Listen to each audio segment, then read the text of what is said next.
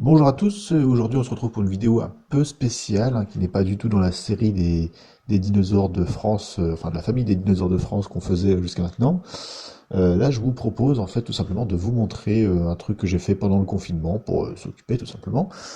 J'ai imprimé un cerveau de tyrannosaure, donc je vais vous montrer comment j'ai fait ça.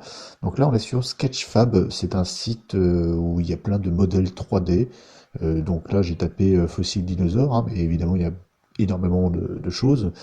D'ailleurs la paléontologie étant quand même un sujet de souche, vous trouvez quand même pas mal de modèles sur les dinosaures, ça vous donne une idée de tout ce qu'on peut trouver là-dessus.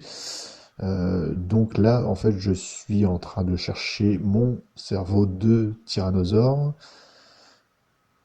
mais je pense pas que c'était en faisant cette recherche que je l'ai trouvé. Là, on trouve énormément de choses, c'est des choses qui ne sont pas du tout faites pour être imprimées, c'est vraiment une banque de modèles 3D qu'on peut utiliser ou non, il y a une licence Creative Commons sur certains modèles, et du coup, il y en a qu'on peut utiliser, alors sans les commercialiser, mais on peut les utiliser quand même sans aucun souci. Là, on arrive dans la galerie d'anatomie comparée, donc ça ne doit pas être ça. Je pense qu'on va utiliser un autre mot-clé. Tyrannosaure.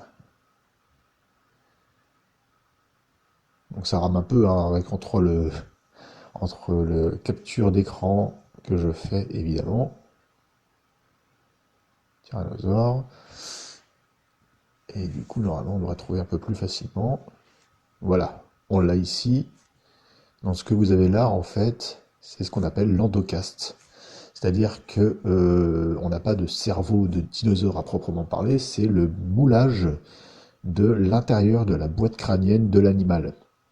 Là, ça s'est fait de façon un peu spéciale, entre guillemets, parce que d'habitude, on ingère une espèce de pâte à modeler à l'intérieur du fossile, et on durcit, on récupère ce qui sort. Là, c'est pas exactement pareil, c'est une tomodensitométrie, il me semble, c'est-à-dire qu'on va envoyer des ondes à travers le fossile, et en fonction de la différence de densité, l'ordinateur envoie une image.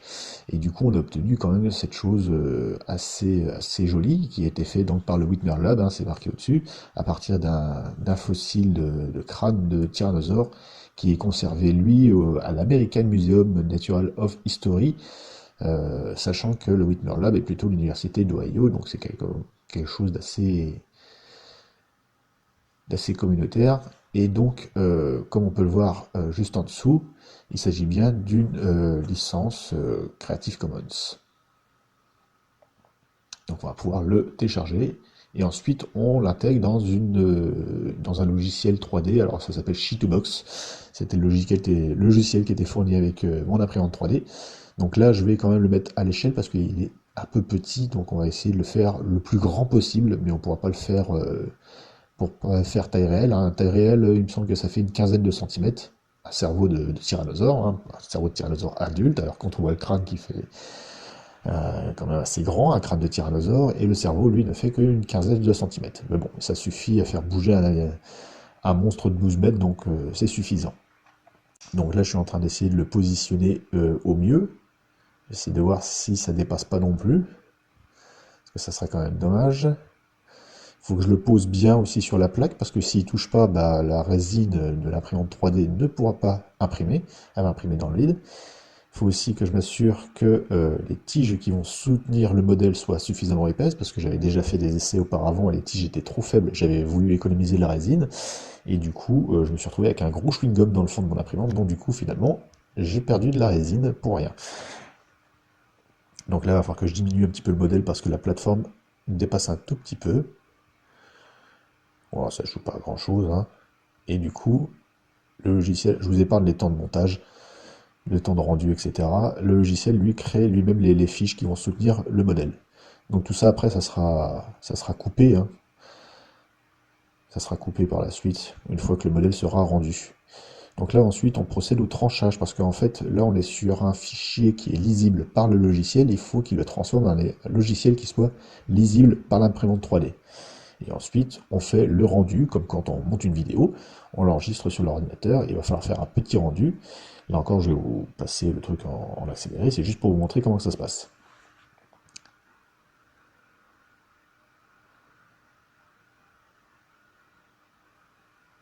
Donc ensuite on met ça sur la clé et la petite clé USB, voilà, qu'on va pouvoir envoyer directement sur l'imprimante. Alors l'imprimante je l'ai mis dans mon garage parce qu'il faut savoir quand même que la résine émet des vapeurs qui sont toxiques, donc je préfère mettre ça dans un milieu qui soit aéré.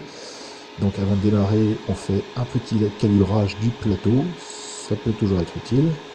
Comme ça vous montre aussi comment ça fonctionne. C'est un plateau en fait qui va descendre directement sur une plaque de verre qui envoie de la lumière, et ça va coller sur le plateau.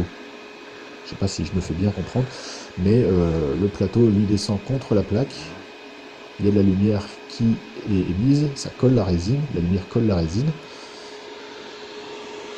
ça colle ça sur le plateau, et petit à petit elle va remonter pour faire l'accumulation de couches. Donc là en fait, j'ai fait avec un autre modèle parce que mon nom de casque je l'ai déjà, hein, c'est un petit but bizarre, un peu au pot de fleurs, et on va lancer ça.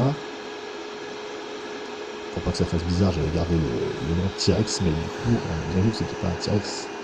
Donc là on voit déjà la plateforme qui était en dessous qui va soutenir le modèle 3D. Donc ça c'est la première couche. Et on remet le cache parce que comme je le disais, il y a quand même des vapeurs, donc il faut quand même pas non plus rigoler avec ça. Normalement quand on fait la manipulation, il faut des gants et des masques. Et donc à la fin on obtient ça. Donc ça mes amis, c'est un cerveau de tyrannosaure de moyenne taille, hein, puisque du coup il fait que 8 cm celui-là. Mais du coup on voit vraiment tous les canaux, les nerfs. Il manque juste les bulbes, les gros bulbes olfactifs, parce qu'il faut savoir quand même que la zone dédiée à l'odorat chez les tyrannosaures, ça représente quasiment la moitié de la taille du cerveau, donc ça devait être là certainement pour quelque chose. D'où l'idée quand même que le tyrannosaure, il aimait bien manger de la charogne. Hein. Enfin personnellement, pour moi c'est vraiment un charognard, surtout à l'âge adulte. Un bestiau de 12 mètres, il va pas s'embêter à chasser. Donc c'est tout pour cette courte vidéo, vraiment hors série. Hein. Je vais pas faire une vidéo à chaque fois que j'imprime un truc, parce que là c'était vraiment un petit peu pour changer. J'avais l'intention de faire un vadrouille, un peu de géologie pour changer un petit peu aussi. Mais bon, vu le contexte actuel, c'est pas possible, donc du coup voilà. Et je tiens à remercier en tout cas les membres de forum lesimprimantes3d.fr, hein, qui ressemble beaucoup au forum Géoforum. Mais là c'est vraiment dédié aux imprimantes 3D et tout, qui m'ont beaucoup aidé quand j'ai commencé à imprimer, donc je voulais les remercier parce qu'ils ont été là aussi pour me filer un coup de main. Donc merci à eux, merci à vous d'avoir regardé la vidéo, j'espère qu'elle vous aura plu. Si vous l'avez apprécié, évidemment, vous connaissez la musique, les partages, les likes, vous abonnez si c'est pas fait. Il y a le Tipeee, je remercie mon tipeur qui type pour une fois. On a un tipeur. Je remercie aussi ceux qui regardent des vidéos sur Utip. Il y en a plein qui le font aussi. Et je vous dis à la prochaine dans une future vidéo. Allez, ciao!